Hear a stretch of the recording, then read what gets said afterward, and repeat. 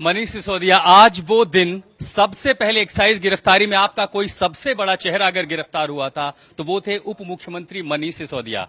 उस घर पर जब सीबीआई के अधिकारी आए थे, ईडी के अधिकारी आए थे, वो पहला शब्द और आज अदालत में जो पहला शब्द था, दोनों याद आ रहा है आपको? आशुतोष, मुझे सीबीआई के ऑफिसर्स ने अरेस्ट करते हुए कहा था कि you are not cooperating, you are not revealing the facts.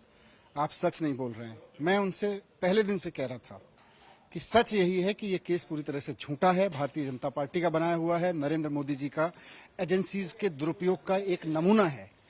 आप लोग नरेंद्र मोदी जी के कहने पे ये सब कर रहे हो। मैं उनसे डे वन से कह रहा था और मैंने कहा था कि सीबीआई, मैंने प्रेस कॉन्फ्रेंस में कहा था कि सीबीआई मेरे घर भेजी गई और उसमें दबाव बनाया गया कि आप बीजेपी ज्वाइन कर लीजिए। मेरे ऊपर दबाव बनाया गया कि आप आम आदमी पार्टी छोड़ दीजिए, अरविंद केजरीवाल जी के साथ छोड़ दीजिए। इस चीज के जवाब बनाए गए। मेरे परिवार को परेशान किया गया, मुझको परेशान किया गया, सबको परेशान किया गया। लेकिन लगता था कि भगवान है, संविधान है और भगवान है।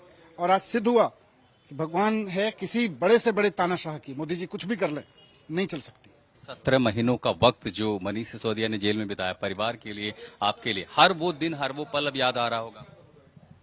देखिए, जब आप ईमानदारी से काम करने चलते हैं और आपके ऊपर आरोप लगते हैं तो राजनीति में आरोप तो लगते रहते हैं, लेकिन आपको जेल भेज दिया जाता है, आपको अपने बीमार पत्नी से नहीं मिलने दिया जाता। एक बेटा जो अभी भी कॉलेज में गया है, उसको एकदम अकेला छोड़ दिया गया। मेरे पास इतना भी समय नहीं था कि मुझे अलाउ नहीं किया गया कि मैं उससे बात कर सकूं। इन सब के बीच में घुट घुट के जिए हैं 3 साल और आज उससे निकल के आ रहे हैं।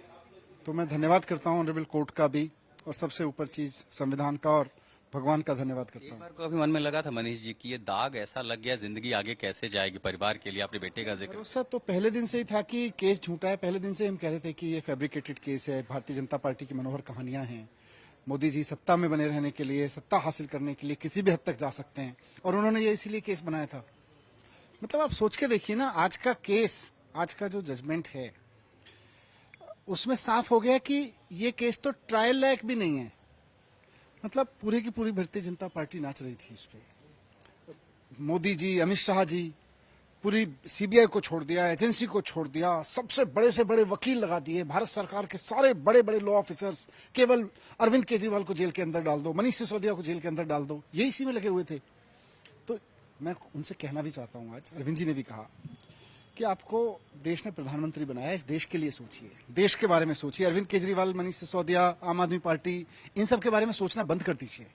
आप देश के बारे में सोचिए। देश को अच्छे स्कूल चाहिए, देश को अच्छे अस्पताल चाहिए, देश के लोगों को नौकरियां चाहिए, देश के व्यापारियों को तरक्की चाहिए, उनके बारे में सोचिए। आप सीबीआई और ईडी के दम पे देश में चलाइए। जब आप बाहर आए थे, पत्नी जब आपकी मिली, बच्चे जब परिवार से मिले, वो पहला मौका कैसा? इमोशनल था सबके लिए, हम सबके लिए इमोशनल था। उस वक्त भी इमोशनल था जब झूठे केस में लगाया गया था। आज सच्चाई की जीत हुई है।